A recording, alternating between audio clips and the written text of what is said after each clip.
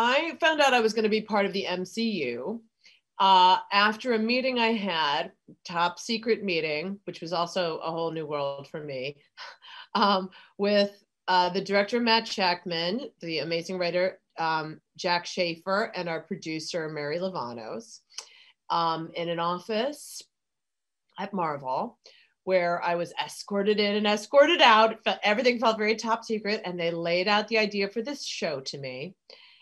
And I was, in my wildest dreams, could not imagine a character or entrance in this world that would be more fun, more trippy, more surreal, or more delicious than this one. I mean, it's just, can't believe it. Still can't believe it. Can't believe I get to see I'm in the MCU, and that my first appearance is walking through a door in a 1950s black and white sitcom. Just makes zero sense to me.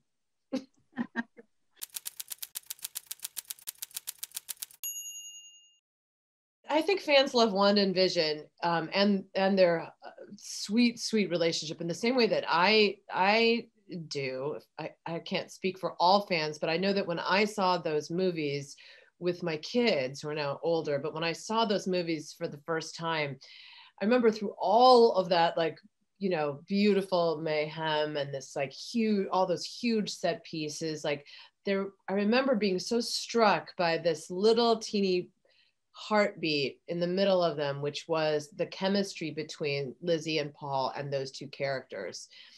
And there's something so true and so real and so small and so beautiful between the two of them, those characters.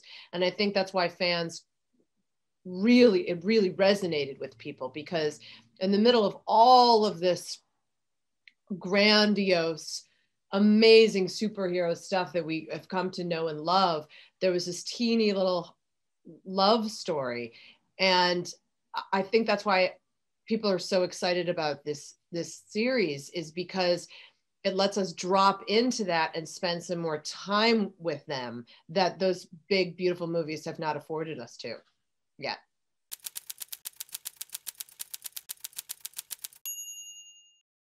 We find Wanda and Vision as a newly married couple who have just moved to the town of Westview, which is a very nice suburb.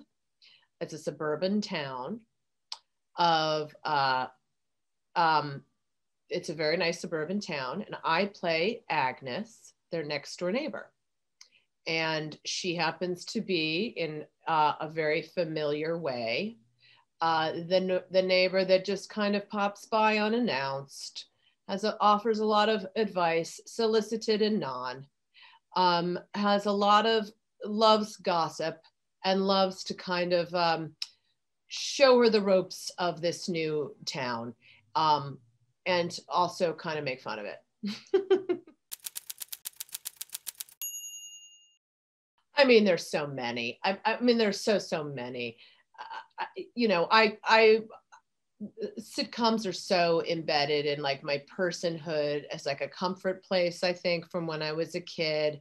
And so like I see so many, like, there's Ethel, there's Evan Nora, there's the guy from Seinfeld, can't remember his name. There's like Lenny and Squiggy, or, there's so many of these in every single sitcom that we know and love. There's, that neighbor character that's always there with just like friendly advice, wanted or not wanted, that always happens to plop themselves on the couch. And almost seems to like just be living in the house, nothing about their own personal life, but they're just there. And I feel like I was so fun to pay homage to all those amazing actors and characters.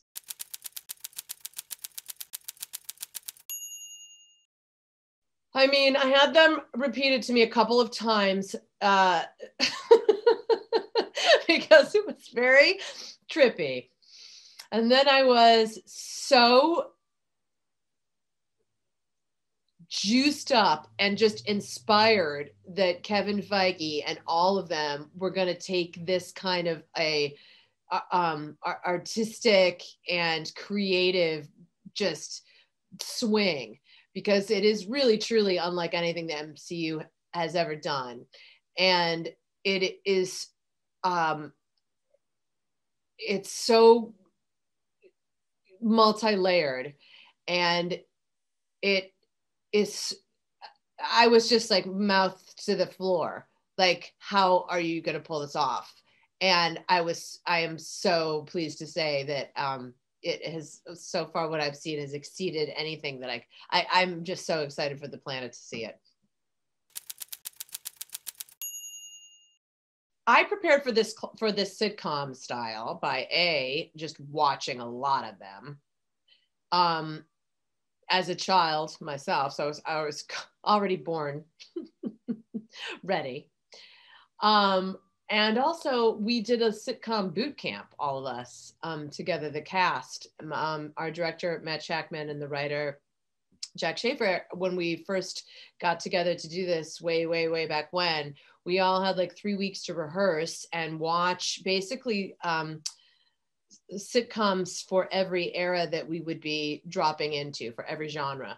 And so for the 50s, it was Dick Van Dyke. We watched a ton of Dick Van Dyke. For the 60s, it was Bewitched, and then onward and onward. But that's how we prepared. We had an amazing dialect coach by the name of Courtney Young, who just gifted us with so much auditory material, interviews, commercials, just source material from the 50s and then from the 60s on, so that we could just like, I would just be walking around listening to voices. And she was an enormous help of getting that exact voice, because it actually lives in a different place in your throat.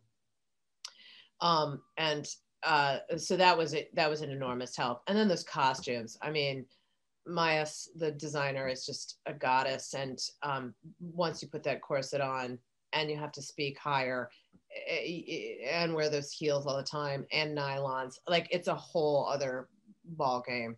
And it just makes me very grateful to be able to wear tennis shoes and sweatpants underneath this Zoom that you're watching right now.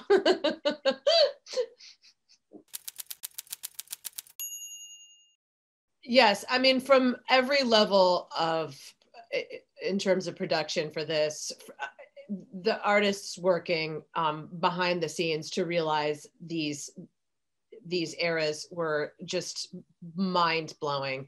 I mean, the production design was extraordinary, from every little detail in there. The costumes, as you could tell, Maya is just a wizard, and she just made such unbelievable, from the undergarments on, like you were in the period. She even dressed the background of the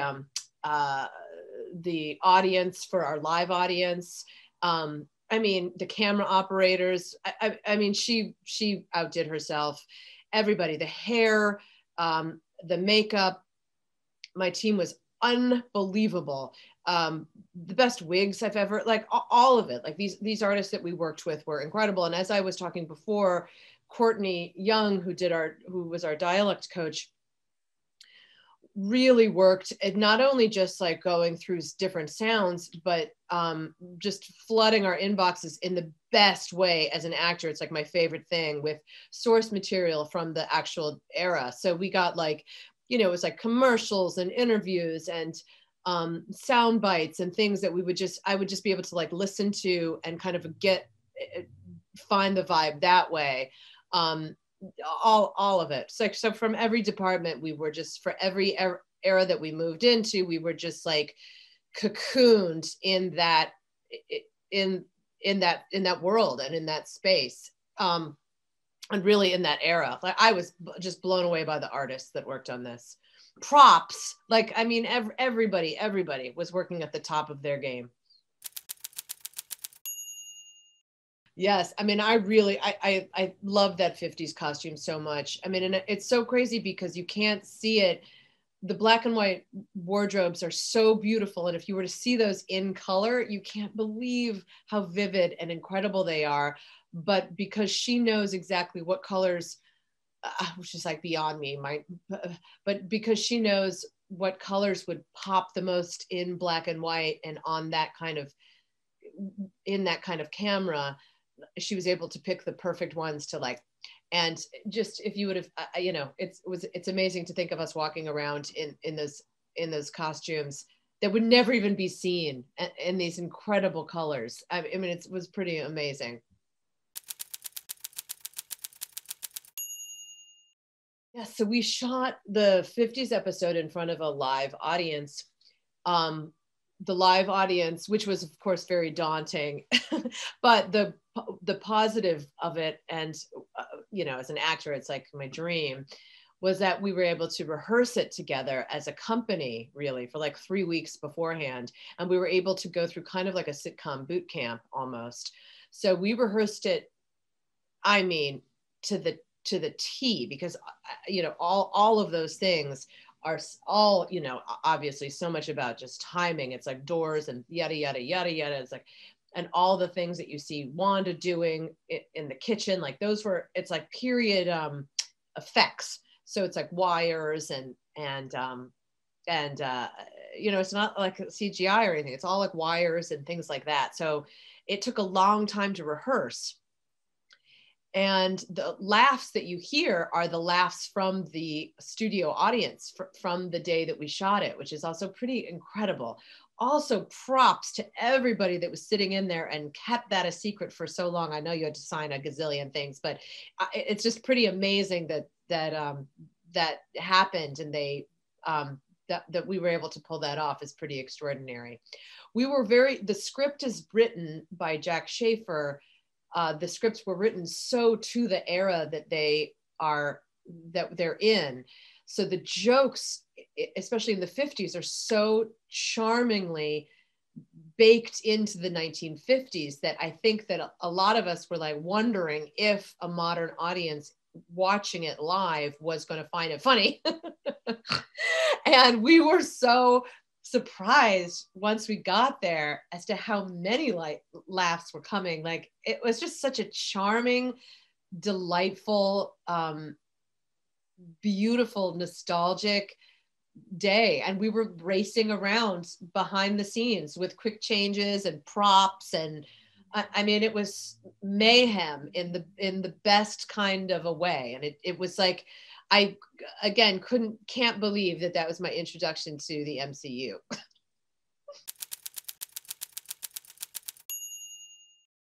I have been a huge fan of Lizzie Olsen's for a bazillion years. And I was so excited to get to work with her and to know her. I think she's such an extraordinary actor and has such integrity and depth as a human being and as a performer. And Paul as well, like the both of their chemistry together in the MCU is so tender and so true, and especially in the middle of all of those beautiful set pieces and all of those superheroes, to have like that real true thing, which is that love story. I was so excited to be able to work with the both of them as performers, because I just think they're extraordinary. They're both so, they check all the boxes that I, as a performer, is like the way to my heart. Like, they're incredibly hard workers. They're diligent. They're craftspeople. They're not precious. They look after themselves. Like, they just want to work. They're like, they're